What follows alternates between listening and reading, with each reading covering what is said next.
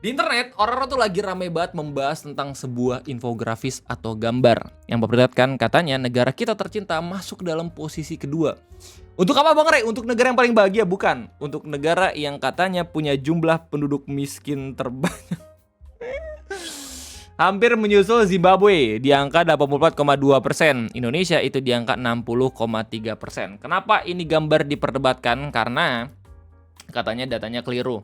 Plus ini kenapa gambar rame banget? Karena beberapa minggu sebelum gambar ini rilis, Pak Prabowo sempat happy banget dan juga ngabarin kalau misalnya katanya negara kita tercinta masuk ke dalam negara yang paling bahagia. Katanya nomor 2 seluruh dunia, tapi tiba-tiba beberapa hari kemudian muncul gambar ini. Ya, dan tugas video ngopi sekarang adalah meng-cross check apakah data ini benar atau salah. Karena apa? Karena buat lu semua yang emang demen banget mengkritisi pemerintah, sangat amat penting untuk kita hati-hati dalam mencerna berita, terutama peringkat-peringkat yang seperti ini. Apakah datanya solid atau kagak? Kita bakal bahas bareng-bareng. Selamat datang di Ngopi, ngobrolin persoalan Indonesia dan juga internasional bersama gua, your favorite Uncle Om Rey. Gua bakal langsung kasih tahu jawaban singkatnya. Datanya nggak begitu keliru. Karena tergantung bagaimana cara atau syarat perhitungan garis kemiskinan. Cuman untuk peringkat ini keliru. Kenapa begitu? Karena ya kalau misalnya lu lihat beberapa berita-berita tentang presentasi penduduk miskin ya, gua ngambil 2 berita ya di video ngopi ini. Yang pertama dari Bloomberg Technos, rilis tanggal 29 April ya 2025, ini setahun yang lalu, dengan judul Bank Dunia 60% rakyat RI tergolong miskin tertinggi kedua ASEAN. Kemudian berita dari bisnis.com dengan judul Bank Dunia sebut presentasi penduduk miskin RI tertinggi kedua di ASEAN. 2 berita ini bakal ngejelasin ke lu semua kenapa datanya nggak yang terlalu keliru, tapi peringkatnya jelas sangat amat cherry picking banget atau dipilih-pilih sama admin. Kenapa begitu? Karena kalau misalnya lihat dari infografis dari bisnis.com, lu bakal tahu kalau misalkan negara kita Indonesia tetap masuk ke dalam peringkat kedua ya untuk jumlah penduduk miskin. Tapi peringkat satunya bukan Zimbabwe, melainkan Laos ya. Dan ini bilangnya itu peringkat kedua berdasarkan negara-negara ASEAN, bukan seluruh dunia gitu ya. Laos menempati peringkat 1 dengan angka 68%, Indonesia 60% gitu. Enggak yang terlalu beda. Nah, dengan angka yang sama ini ya, harusnya Laos itu masuk ke dalam peringkat kedua nggak sih? Karena lebih tinggi dibanding Indonesia. Kenapa? Langsung di skip. Nomor 1-nya Zimbabwe. Ya, alasannya karena peringkat ini gak yang terlalu spesifik ngejelasin kenapa tiba-tiba ada Zimbabwe terus habis itu ada Indonesia, ada El Salvador gitu. Batasannya kagak jelas ini untuk negara ASEAN atau untuk seluruh dunia. Kalau misalkan untuk seluruh dunia, harusnya negara-negara miskin gitu ya, kayak misalkan Nigeria ya, negara-negara di Afrika, terus kemudian negara di Timur Tengah yang sering buat konflik kayak misalnya Suriah, itu bisa masuk juga. Dan gue yakin peringkatnya tuh pasti bakalan beda. Gak usah jauh-jauh lah. Kalau misalnya kita lihat dari gambar ini pun harusnya Laos masuk, tapi di sini nggak ada. Ya, mungkin memang benar kalau misalkan negara kita dibandingin sama negara-negara ASEAN itu peringkatnya bisa lebih tinggi. Tapi untuk seluruh dunia kayaknya nggak yang tinggi-tinggi banget kedua gitu ya. Mungkin puluhan gitu dibanding negara-negara lain kayak gitu bro. Nah kalau misalnya lihat dari kolom komentar, banyak banget yang memperdebatkan kalau misalnya angkanya itu keliru, bukan 60%. Melainkan 56% gitu kalau misalkan diambil dari sumber aslinya, Macro Poverty Outlook Oktober 2025. Gue udah coba buat cari tahu gitu ya, dan ternyata World Bank ini nggak yang rilis tahun sekali, tapi beberapa kali gitu ya dalam setahun. Gue dapet yang di versi 2025 April ya, tapi ternyata di Twitter ada yang lebih baru lagi, Oktober 2025. Lo harus tahu kalau misalkan 56,7% ini bukan persentase, melainkan jumlah penduduk miskin di negara kita tercinta berdasarkan syarat tertentu. Kalau misalnya ngomongin soal kemiskinan ya, berapa jumlah orang-orang miskin itu tergantung dari bagaimana caranya menghitung garis kemiskinan, karena itu berbeda tiap orang-orang menghitung. Dari BPS, Badan Pusat Statistik, itu beda ya syarat orang miskinnya dibandingin sama World Bank. Dan World Bank sendiri itu syarat miskinnya berbeda tergantung negara tersebut masuk ke dalam kategori menengah ke atas atau menengah ke bawah. Indonesia itu masuk ke dalam kategori negara menengah ke atas ya, kalau misalnya lihat dari artikel ini. Dan yang lucunya adalah dalam gambar ini semua negara masuk, mau itu menengah ke atas atau menengah ke bawah. Makanya gitu ya, orang-orang yang skeptis bilang, oh nomor 1 nomor 2 ini nggak mungkin Indonesia langsung ke Zimbabwe gitu, pasti ada negara-negara lain. Itu nggak yang salah-salah banget ya. Tapi secara data balik lagi nggak yang terlalu keliru. Bahkan di versi World Bank sendiri ada 3 syarat menentukan orang-orang miskin dengan spending $8 per hari ya, $4 per hari sampai $3 per hari kayak gitu. Indonesia sendiri kalau misalnya BPS kalau nggak salah tuh 20.000 sampai 30.000 per hari gitu. Itu maksudnya apa Bang Ray? Jadi kalau misalnya lu spending uang nggak lebih dari segitu, berarti lu dikategorisasikan sebagai penduduk miskin gitu. Cuman banyak banget orang-orang yang terganggu dengan syarat garis kemiskinan. Kenapa begitu? Karena ya secara realita nggak yang terlalu benar. Soalnya produk-produk yang emang bisa ngebuat kita tetap hidup gitu ya, kayak misalkan beras, terus habis itu lauknya setiap hari makin naik gitu, apalagi dengan ada program-program baru gitu ya. Cuman garis kemiskinan cenderung tuh syaratnya dikecilin. Dari yang awal itu 50.000, wow berarti banyak tuh orang-orang miskin diturunin jadi 40.000, diturunin jadi 30.000 kayak gitu. Cuman berdasarkan World Bank itu ada 3 versi.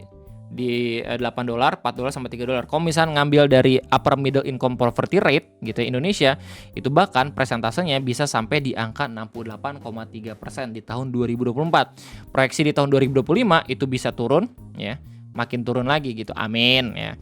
Kalau misalkan untuk syarat lower middle income poverty rate itu Indonesia masuk di angka 19% rata-ratanya. Lebih kecil dibandingin gambar ini yang katanya 60%. Kalau misalkan ngambil international poverty rate itu Indonesia garis kemiskinannya cuma 5,4%. Bahkan lebih kecil lagi. Ini pun udah dikonfirmasi sama BPS Statistik Indonesia gitu dengan artikel Understanding the Different Poverty Rates reported by the World Bank and Statistik Indonesia. Ya, lu bisa baca sendiri, ini beritanya tanggal 2 Mei 2025. Ini soalnya lagi ramai banget di bulan April gitu ya.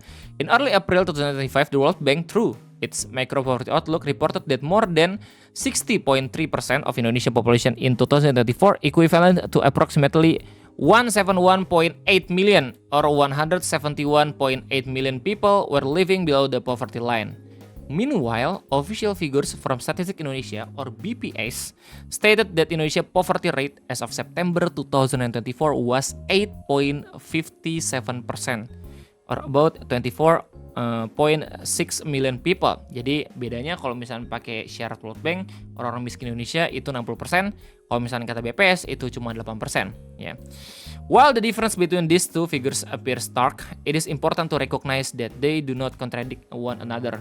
Instead, the discrepancy stems from the use of different poverty lines and methodologies which are based on varying standards and objective. Jadi artinya apa Bang Messi? Artinya ya itu data hasilnya, bukan yang untuk saling menyalahkan satu sama lain kalau misalnya kata BPS, tapi itu cuma sekedar perbedaan metodologis doang ya, perbedaan syarat garis kemiskinan. BPS itu spending uang yang harus diperlukan itu lebih rendah dibandingin World Bank gitu, karena mungkin pendapatan per kapita itu berbeda gitu ya. Jelas pasti kalau misalkan negara-negara berkembang pakai rata-rata garis kemiskinan negara maju itu pasti bakal jomplang banget. Jadi begitulah kira-kira ya kesimpulan dari apakah gambar ini benar atau salah. Datanya nggak yang terlalu keliru, tapi peringkatnya jelas keliru banget. Dan gambar ini nggak cuma di satu akun BTG Feed doang, tapi ada banyak banget di berbagai macam media sosial. Ya, untuk lu tahu data ini keluar atau kagak gitu, lu cukup baca berita beberapa bulan yang lalu ya, dari 2 berita ini misalkan. Ya, kayak misalkan dari bisnis.com dijelasin nih, redaksinya Surya 2 Arta Simanjuntak. World Bank alias Bank Dunia mengungkapkan persentase penduduk miskin Indonesia menjadi yang tertinggi kedua di antara negara-negara berkembang ASEAN. Bukan negara-negara kedua di dunia ya. Apabila dihitung sesuai standar ambang batas kemiskinan negara berpendapatan menengah ke atas. Dari sini lu udah bisa langsung tahu, oh berarti harusnya Indonesia ya itu nggak bisa disandingin sama Zimbabwe, karena Zimbabwe itu bukan negara menengah ke atas harusnya gitu ya, harusnya. Silakan koreksi gue kalau misalnya gue salah. Dalam laporan Macro Poverty Outlook edisi April 2025, Bank Dunia mengungkapkan 60% penduduk Indonesia masih tergolong miskin pada 2024. Lu nggak perlu baca berita aslinya, lu nggak perlu lihat artikel-artikel yang emang dirilis sama Macro Poverty Outlook gitu ya. Lu cukup baca beritanya aja yang emang kredibel ya. Lu bakal tahu kalau misalkan data itu nggak yang terlalu masuk kalau misalnya langsung di peringkatin sesuai dengan negara-negara yang ada di gambar ini. Persentasenya tersebut berdasarkan ambang batas garis kemiskinan negara berpendapatan menengah atas, yaitu pengeluaran per kapita sebesar $6 per hari atau sekitar 38.000. Lah bang, emang iya $6 itu 30.000. Ini dikonversi berdasarkan PPP Convention Factor Indonesia di tahun 2017 guys. Ya 5.000, artinya orang yang pengeluaran per kapita per harinya di bawah 38.000 atau sekitaran 1 juta per bulan termasuk kategori miskin. Nah ini yang masih dipermasalahkan sama masyarakat sekitar. Iya kali 1 juta per bulan masih bisa hidup gitu loh.